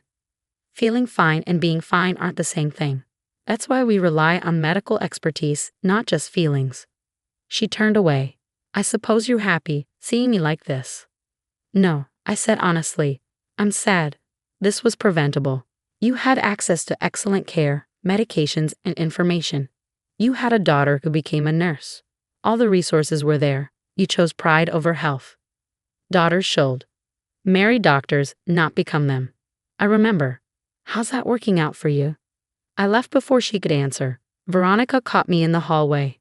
"You have to help," she pleaded. "You understand all this medical stuff. Mom needs you. Dad needs you. Marcus." I offered to help. At graduation, in front of everyone. Your response was to film Mom tearing up my diploma and laugh. We were just, it's family. "No," I said. Family supports each other. Family celebrates achievements. Family doesn't tear up degrees because they threaten some outdated hierarchy. You made your choice. Now live with it." She started crying. "You want us to beg? Fine. Please. Please help us understand what's happening. Please translate the medical stuff. Please. I'll give you the same advice you all gave me when I was working 3 jobs to pay for nursing school. Figure it out yourself. Maybe marry a doctor if you need medical knowledge so badly." I walked away, my shoes clicking on the hospital floor I'd earned the right to walk on. Behind me, I heard Veronica sobbing, but I didn't turn back. 2 years later, I'm a nurse practitioner working on my doctorate. I specialize in patient advocacy and health literacy, teaching families how to understand and manage chronic conditions. My published papers on family dynamics and healthcare decisions are widely cited. Dad's on his 3rd heart attack, each one worse because he refuses to comply with treatment he doesn't understand and won't ask me to explain. Mom's thyroid condition has caused permanent damage that could have been avoided. Marcus is pre-diabetic and showing early signs of heart disease but insists he's too young to worry about it. Veronica reached out last month. Her husband, a dentist, not a doctor, much to Mom's disappointment, suggested she try to reconcile. She sent a long email about forgiveness and family and how everyone makes mistakes. I responded with one line: I forgive you. That doesn't mean I'll forget or rebuild what you destroyed. Because here's what they never understood.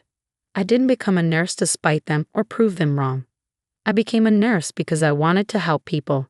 But help requires respect, and respect requires recognizing expertise regardless of whose body it comes in. They wanted me to marry a doctor instead of becoming a nurse. Instead, I became something more powerful, a healthcare provider who understands that knowledge isn't about gender or marriage or maintaining hierarchies. It's about saving lives and improving health. Their medical records show what happens when you value prejudice over profession, when you'd rather stay sick than admit your daughter might know something you don't. Every untreated condition, every ignored symptom, every preventable crisis is documented proof that daughters should become whatever they're capable of becoming. And sometimes, what we become is exactly what our families need, but refuse to accept until it's too late. The diploma Mom tore up hangs framed in my office now, Scotch tape visible down the middle. Patients ask about it sometimes. I tell them it's a reminder that the most important credentials aren't the ones people allow you to have, but the ones you earn despite them. And the medical knowledge they mocked, it could have saved them. But you can't help people who'd rather tear up your degree than admit you might be worth more than they imagined. So I help the ones who will let me, and I let the others live, or not, with their choices. After all, actions have consequences.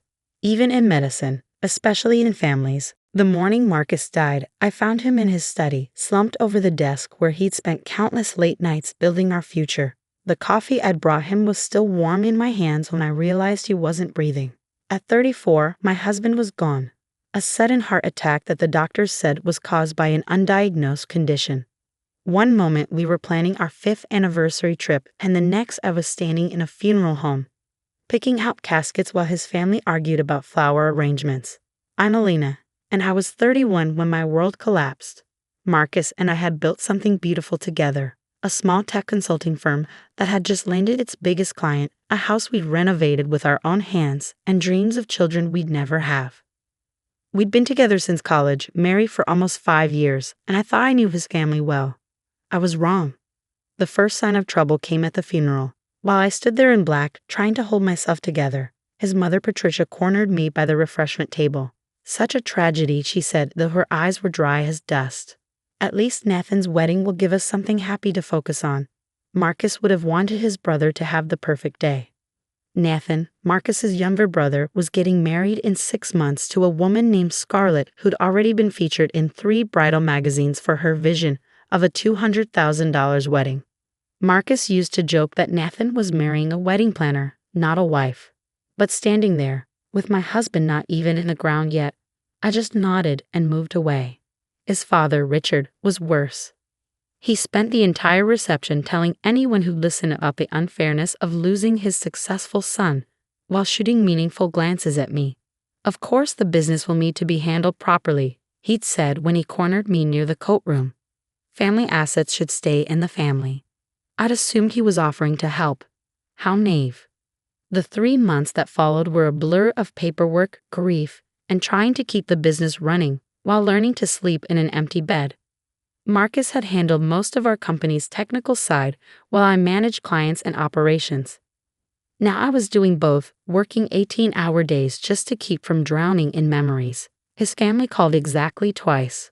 Once to ask for Marcus's watch collection, which I refused. Once to inform me they'd need the good photos from our wedding for Nathan's rehearsal dinner slideshow. They didn't ask how I was doing. They didn't offer help. They certainly didn't mention the will. I knew Marcus had a will. We'd both made them after buying the house. But in my grief, I'd put off the formal reading, telling myself I couldn't handle another final goodbye. The lawyer, Mr. Harrison, had been patient, calling weekly to check in. Finally, 12 weeks after the funeral, I agreed to come in. Would you like to invite Marcus's family? Mr. Harrison had asked. It's not required, but some prefer to have everyone present. I should have said no, but some part of me thought maybe this would bring closure. Maybe seeing Marcus's final wishes would help us all move forward. I called Patricia that evening. Finally, was all she said. We'll all be there.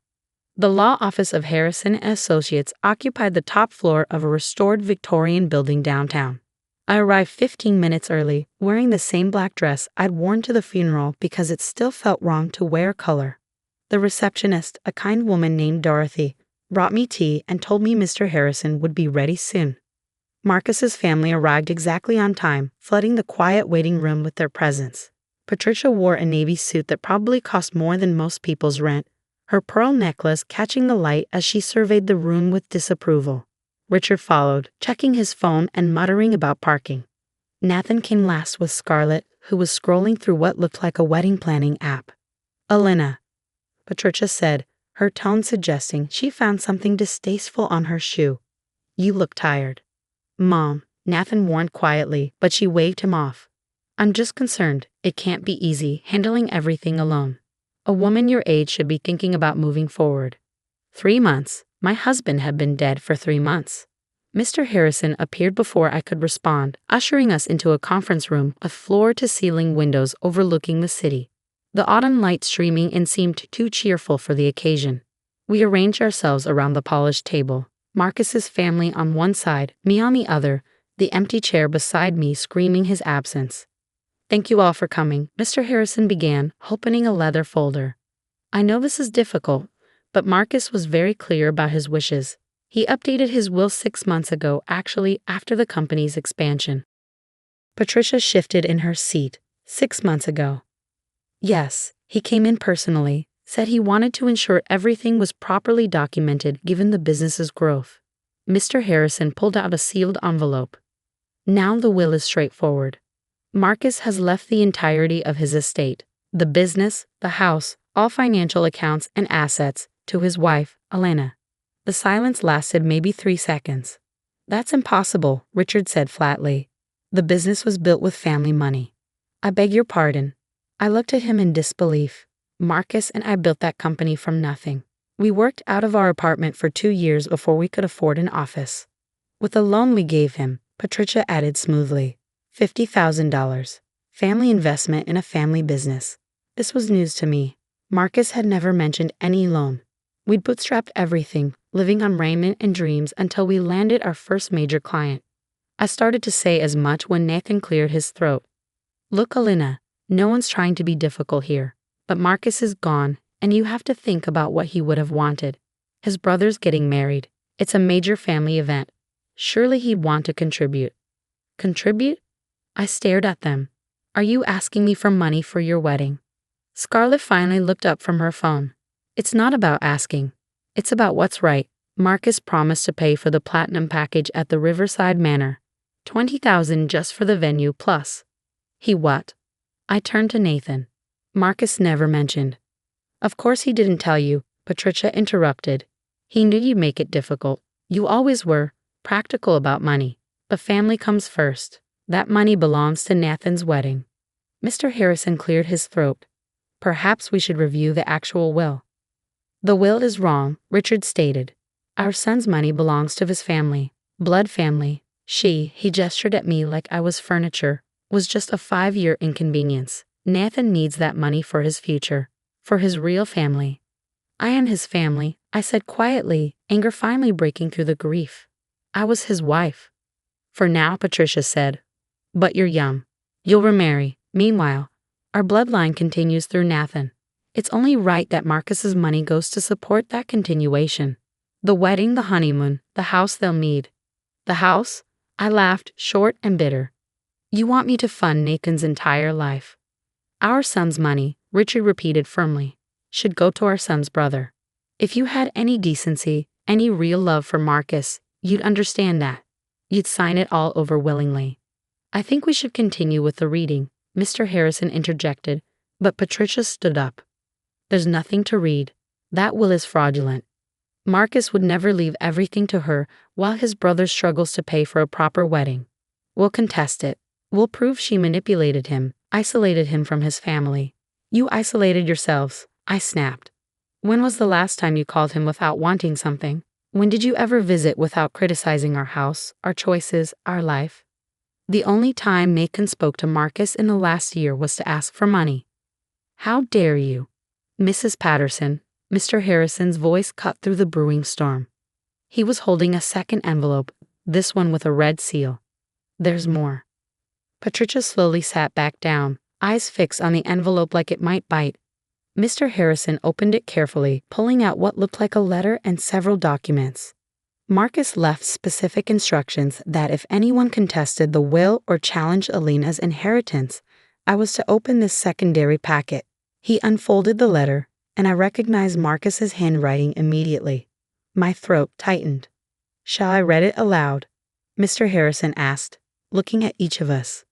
Patricia had gone pale. "Go ahead," Richard said, though his confidence had cracked. Mr. Harrison began, "To my family, if you're hearing this, it means you've done exactly what I feared you would. You've tried to take from Elena what is rightfully hers, probably under the guise of family loyalty or Nathan's wedding. So let me be clear about a few things." The room was so quiet I could hear Scarlett's breathing. "First, there was no family loan. The $50,000 you'll claim you gave me, that was Mom's inheritance from Grandma Rose, which she received when I was 12. I know because I was there when the lawyer explained it was for all 3 grandchildren equally. My share was never given to me. He spent it on the kitchen renovation and Dad's boat. I have the receipts." Patricia's face had gone from pale to gray. Nathan looked confused, turning to his parents. "What is he talking about?" Mr. Harrison continued reading. "Second, I have documented every loan you've asked for over the years. The $30,000 for Dad's failed restaurant venture, the $20,000 for Mom's boutique that never opened, the $45,000 for Nathan's music career that produced 1 demo tape. Total, $95,000, all of which came from our company's profits, all of which you never intended to repay." "This is ridiculous," Richard started, but Mr. Harrison held up a hand. "Third, and most importantly, I have recordings.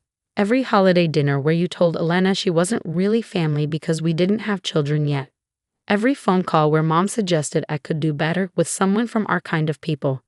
The conversation at last year's Christmas where you spent 3 hours planning Nathan's wedding with our money while Elena was in the kitchen, cooking your dinner alone. I remembered that night. I'd made a feast for 12 people while they sat in a living room, discussing venues and flowers and how much Marcus should contribute. Not what should. Like it was an obligation. He found me crying in the pantry and held me while I wondered what I'd done wrong to make them hate me so much. The recordings are all here," Mr. Harrison said, tapping a flash drive. "Along with copies of forged checks Nathan wrote on my account, security footage of Dad taking equipment from our office, and email evidence of Mom trying to convince our clients to work with Nathan instead. I kept it all, hoping I'd never need it." Nathan had shrunk in his chair. Scarlett was staring at him like she'd never seen him before. Patricia and Richard sat frozen, their earlier arrogance evaporating. "But here's the part that will interest you most," Mr. Harrison continued reading. "If you contest this will, if you harass Elena, if you so much as suggest she owes you anything, my lawyers have instructions to pursue criminal charges for fraud, theft, and embezzlement. The evidence is comprehensive. You will lose and you will face consequences. However," he paused, "if you accept the will quietly and leave Elena in peace, she has the option, not obligation, to gift Nathan $20,000 for his wedding. This is not because you deserve it, but because I hope somewhere in your hearts, you might find the decency to treat my wife with the respect she's always shown you." Mr. Harrison set down the letter and looked at them over his glasses. "The choice is yours." The silence stretched like a taut wire. Finally, Patricia spoke, her voice barely a whisper. "He knew. He knew everything," I said quietly. "He kept hoping you'd change, that you'd see him as more than a bank account, that you'd see me as family, but he also knew who you really were." Richard's face had gone red. "This is blackmail." "No," Mr. Harrison corrected. "It's consequences. Something I believe you've avoided for quite some time." Nathan suddenly stood. I need to think." He looked at me, and for the first time maybe ever, I saw shame in his eyes. "Elena, I didn't know about. I knew they asked for money sometimes, but—" "You knew enough," I said tiredly. "You knew they treated me like an outsider. You knew they used Marcus. You just didn't care because you benefited from it." He didn't deny it. Scarlett was already heading for the door, her wedding planning apparently forgotten. Nathan followed, pausing at the threshold. "The wedding. We'll figure it out ourselves." After they left, Patricia and Richard sat in defeated silence. Finally, Richard stood, helping his wife to her feet. They looked older somehow, diminished. The 20,000. Patricia asked weakly. I thought about it. Thought about Marcus, about the hope he carried that his family might someday be better. About the grief of losing not just him but the possibility of the loving family he'd always wanted. No, I said simply, you made your choice every time you treated me as less than family, every time you valued his money over his happiness. The will stands as written. All of it stays with me. They left without another word. Mr. Harrison waited until the door closed before speaking. There's one more thing. Marcus left you a personal letter. He asked me to give it to you privately. He handed me a familiar cream envelope, the kind Marcus always used for special occasions. My hands shook as I opened it. My darling Elena, it began, if you're reading this, then I'm gone, and they shown their true colors. I'm sorry you had to face them alone. I'm sorry I couldn't protect you from this final hurt, but I knew you'd be strong enough, because you've always been the strongest person I know. The money, the business, the house, it's all yours. Not because you're my wife, but because you're my partner. We built this life together, and it belongs to you. Don't let them make you feel guilty. Don't let them diminish what we had. I know you'll grieve, but I also know you'll survive. You'll make the business even better than we dreamed. You'll fill our house with life and laughter again. You'll find happiness, because that's who you are, someone who creates light in dark places. Thank you for 5 years of marriage and 7 years of love. Thank you for seeing me as more than my family's failures. Thank you for being my family when they couldn't be. All my love, always, Marcus. I sat in that conference room long after Mr. Harrison left, holding the letter and crying the tears I'd held back for 3 months. Not just for losing Marcus, but for the family he deserved and never had. For the pain he carried silently. For the love he'd given so freely despite never receiving it from those who should have loved him most. 2 weeks later, Nathan called. He'd broken up with Scarlett and taken a job in another state. I need to figure out who I am without them, he said, without their expectations and manipulations. I'm sorry, Elena, for everything. I wished him well and meant it. Patricia and Richard never contacted me again. I heard through mutual friends that they'd sold their house and moved to a retirement community in Florida. Their social circle significantly diminished after word spread about the will reading. As for me, I kept the business running and growing, hiring 2 developers who reminded me of Marcus and their passion and dedication. I kept our house too, filling it with rescue dogs and Sunday dinners for chosen family, friends who'd stood by me through the worst year of my life. Sometimes I still reach for Marcus in the morning, forgetting for a moment that he's gone. But then I remember his letter, his faith in my strength, his gift of not just financial security but freedom from the toxic family dynamics that had haunted our marriage. He was wrong about one thing, though. I wasn't the strongest person he knew. He was, strong enough to love despite receiving so little. Strong enough to protect me even in death. Strong enough to choose love over blood, partnership over manipulation, truth over comfortable lies. The business thrives. The house is full of life. And somewhere, I hope Marcus knows that his final gift wasn't just an inheritance. It was justice. My name is Trevor, and I discovered my life savings had vanished while standing in line at a grocery store trying to buy milk for my daughter's breakfast. Card declined. The teenager behind the register said, not unkindly, "Want to try another one?" I frowned, pulling out my debit card. We kept at least $50,000 in checking at all times. My wife, Catherine, was paranoid about overdrafts. But the second card was declined too. Must be a system error. I mumbled, fumbling for credit cards. My hands were starting to shake. Behind me, a line was forming. Someone coughed impatiently. The credit card worked, thankfully. But as I walked to my car, groceries in hand, a sick feeling settled in my stomach. I pulled out my phone and opened our banking app. Checking account balance, $4.67. Savings account balance, $0. I stared at the screen, refreshed it, stared again. $300,000. Gone. My first thought was identity theft. My second was to call Catherine. She answered on the third ring, her voice bright. Hey babe, how's the conference? I was supposed to be in Seattle for a tech conference, but my flight had been canceled due to weather. I decided to surprise Catherine and our daughter Lily by coming home early. Now, standing in a grocery store parking lot, I wondered if I was the one about to be surprised. Kat, I'm looking at our bank account. Where's our money? Silence. Then, barely a whisper. What do you mean? I mean we have $4.67. Where's the $300,000 we had yesterday? Of God. Her voice cracked. Of God, Trevor. They said it was an emergency. They promised they'd put it right back. Who's they? But I already knew. There was only one they who had access to our accounts. My in-laws, Robert and Diane Walsh. Catherine had added them as authorized users 2 years ago when her father had heart surgery. Just for emergencies, she promised.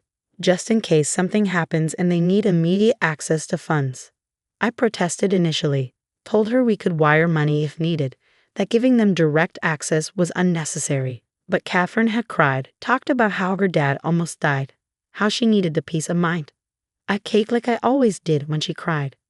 Come home, Catherine said. Please just come home and we'll figure this out. The drive home was a blur. I kept thinking about that money. 5 years of bonuses, careful savings, investment profits, all sitting in that account waiting for the right investment property. We'd been planning to buy rental properties, build passive income for Lily's college fund. $300,000. Gone. Catherine was waiting in the living room, laptop open, tears streaming down her face. They bought a vacation home, she said before I could speak. In Florida. They used our entire savings for the down payment and closing costs. I sank onto the couch, legs suddenly unable to hold me. They stole $300,000 for a vacation home. They said it was an investment opportunity that wouldn't last, that they'd refinance next month and pay us back with interest.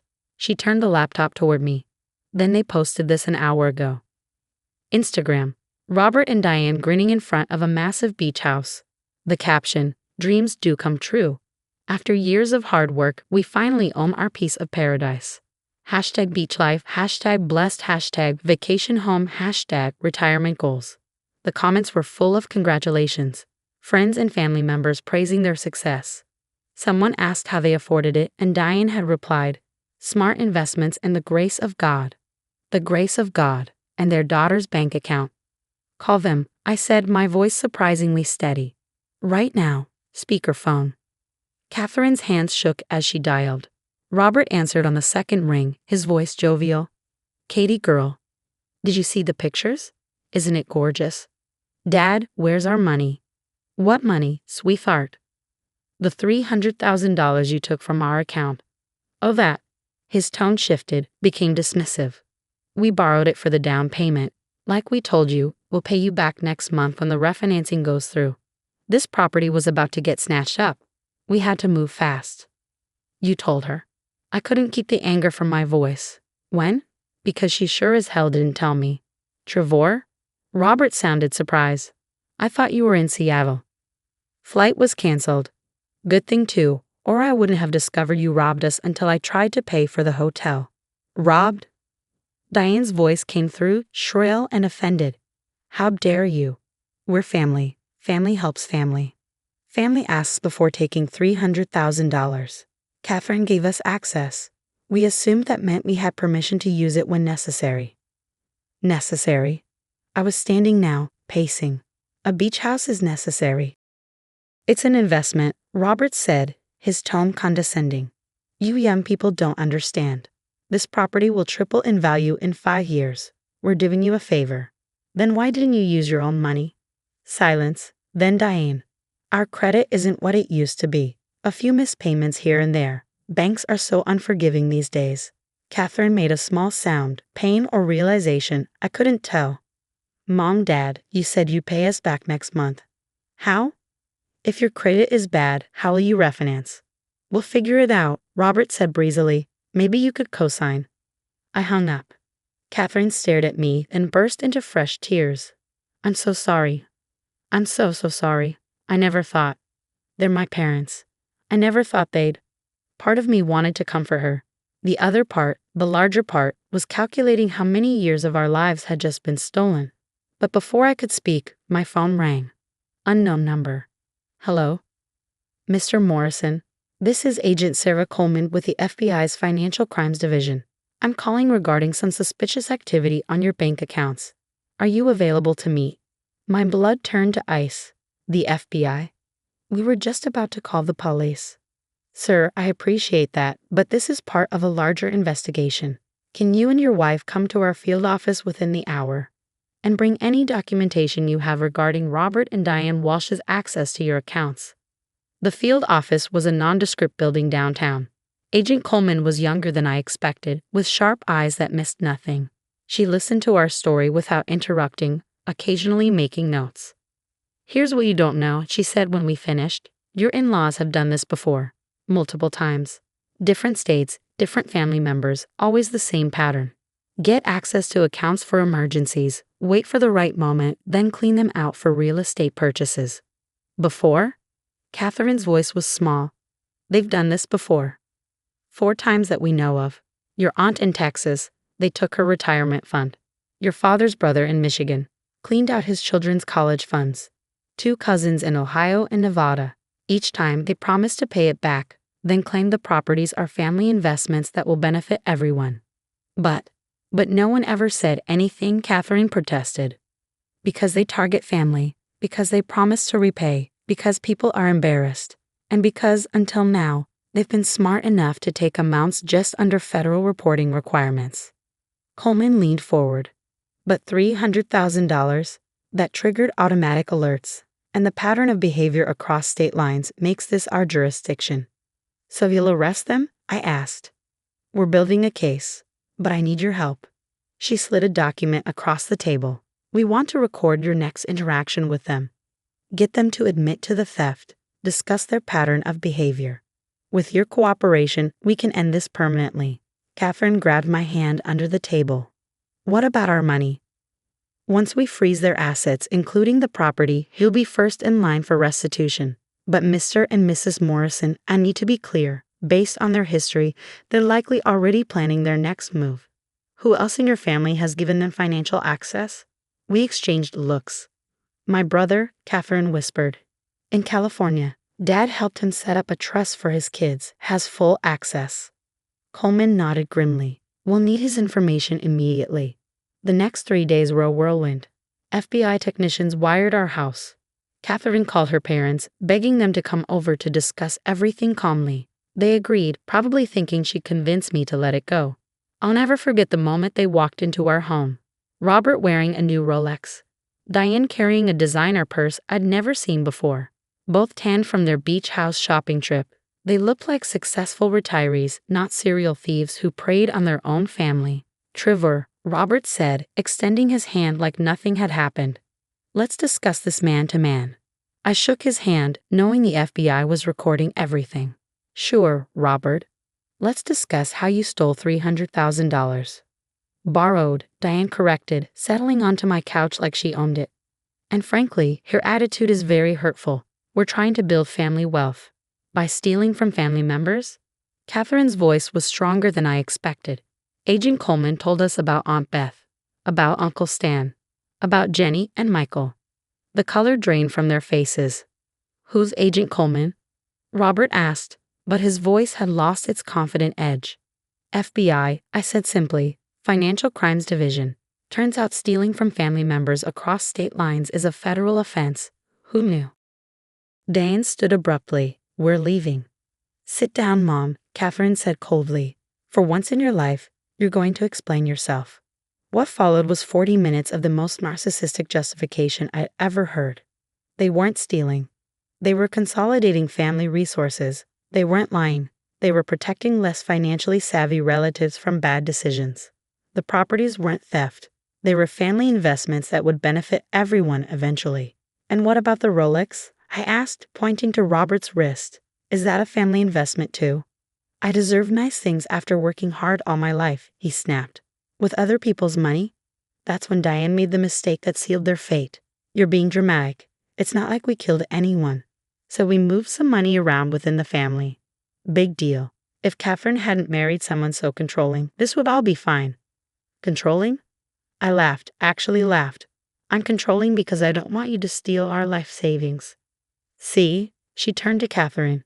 This is what I mean. He's turned you against us. Family is supposed to support each other, not involve the authorities over every little thing. $300,000 is not a little thing, Catherine shouted. It is when you consider the big picture, Robert said. That beach house will be worth millions someday. Your children will thank us. Our children won't have college funds because you stole them. Borrowed. Both in-laws said in unison. That's when I played my last card. Okay. If it's borrowed, sign this. I pulled out a document I'd had my lawyer draft. It's a simple promissory note. Says you'll repay the full amount within 30 days at market interest rate. Should be easy if you're really planning to refinance. They exchanged glances. We don't need some formal document between family, Diane said. Then you won't mind signing it. This is insulting, Robert stood. Come on, Diane. We don't need this disrespect. They made it to the door before the FBI moved. 6 agents, appearing as if from nowhere. The look on Robert's face as they read him his rights was something I'll never forget. Shock melting into rage, melting into fear.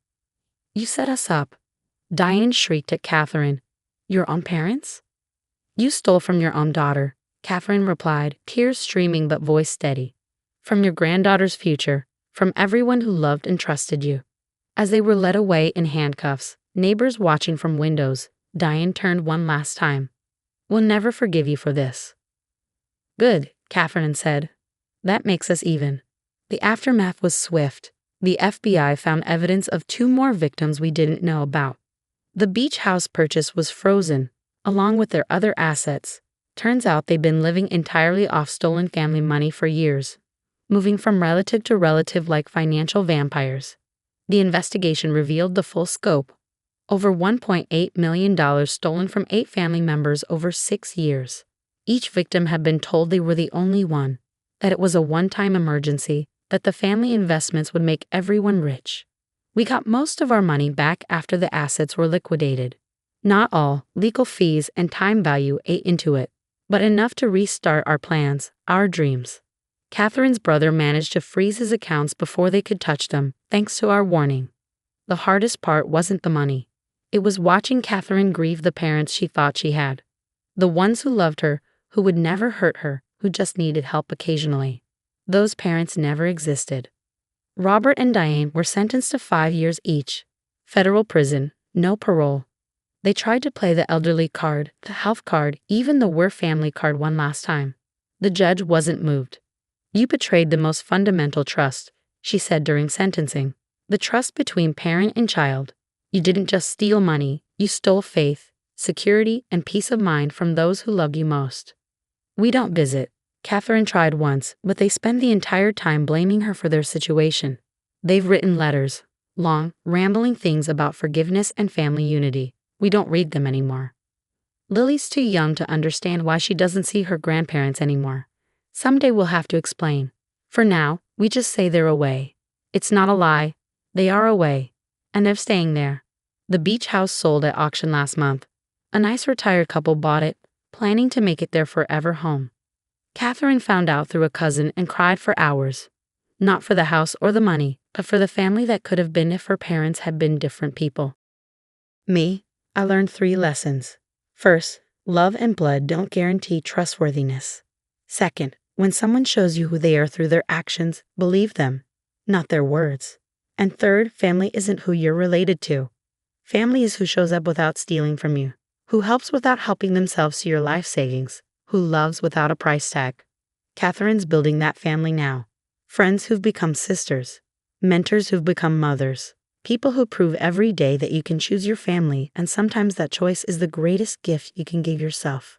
The FBI agent Coleman sent us a message after the trial. Simple, professional. Thank you for your cooperation. Your courage stopped them from hurting anyone else. Catherine framed it.